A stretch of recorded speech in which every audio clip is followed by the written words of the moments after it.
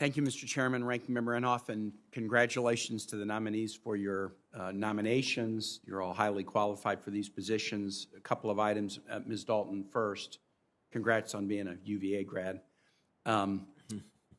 There have been reports in the last day or so about more instances of Havana Syndrome regarding American diplomats who are currently in Geneva and Paris. The syndrome was first reported in Havana. It's been reported as affecting diplomats and other U.S. governmental personnel around the globe and in the DMV in Virginia. The Secretary of State has spoken about this. Other law enforcement agencies are involved, but I also know that the DOD is involved in trying, to determine causes and solutions and consequences. I think I would summarize the feelings of the committee members on both the Armed Services Committee and the Foreign Relations Committee. I said on both not being happy with the degree of information we've received about this or progress we've made on it in the couple of years that we've been talking about it. And I would hope that should you be confirmed with the responsibility over both Homeland Defense and Hemispheric Affairs, that you would be diligent in working with the interagency process to determine what's going on and provide options, certainly within your line of command, but including to Congress about what appropriate responses should be. Do I have your commitment on that? Senator, yes, you do. Thank you for that. Dr. Plum, I want to ask you a question about just growing pains with the Space Force and how we can manage those growing pains effectively. In 2016, this committee did a significant overhaul of much of the department's acquisition policies, and we structured new entities. There had been an Undersecretary of Defense for Acquisition, Technology, and Logistics, ATL, but we instead created new undersecretaries for Research and Engineering and then Acquisition and Sustainment.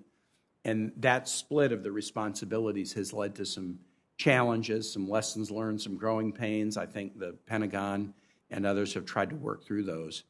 But when you're making a structural change of that kind, growing pains are not unusual. The speed with which the department established Space Force could likely lead to similar challenges should you be confirmed.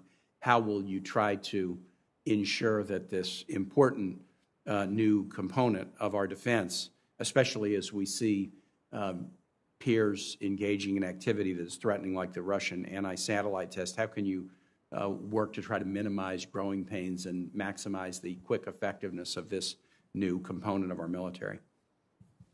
Thank you, Senator, for that question, and I'll just commend the committee on its creation of Space Force. I think the time is appropriate for a separate service for space. Really, in the past several years, the importance and value of space has increased substantially, and the threat to our assets in space has also increased exponentially.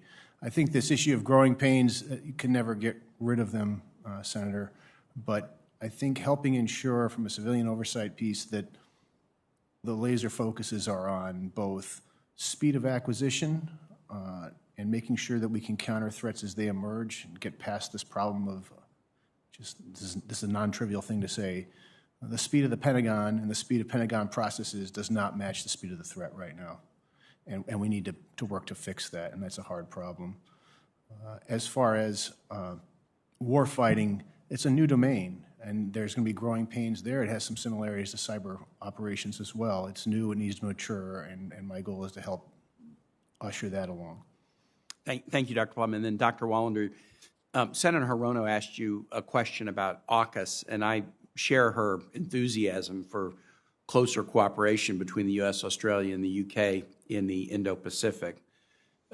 Great allies, and I think there's great things we can do together. But I will say I was very disappointed in the rollout of AUKUS and the bizarre exclusion and really almost humiliation of the French, who are a great security partner in the United States and who are also a significant Indo-Pacific nation with a lot of equities in the Indo-Pacific. And you're not yet confirmed and not yet sort of in the family on this, but I will say I have made efforts to get to the bottom of why AUKUS was done in such a way that alienated an ally, and why couldn't it have been conceived in such a way that would have included an ally and thereby made it more effective?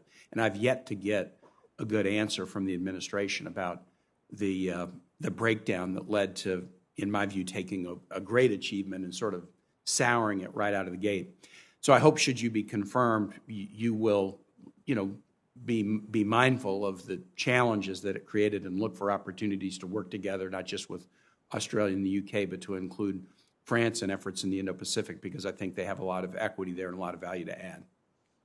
Senator, I share your concern, and you have my commitment that if confirmed, I will focus on all of our important allied relationships, especially that of France, because I agree with you about the value of that extraordinary alliance.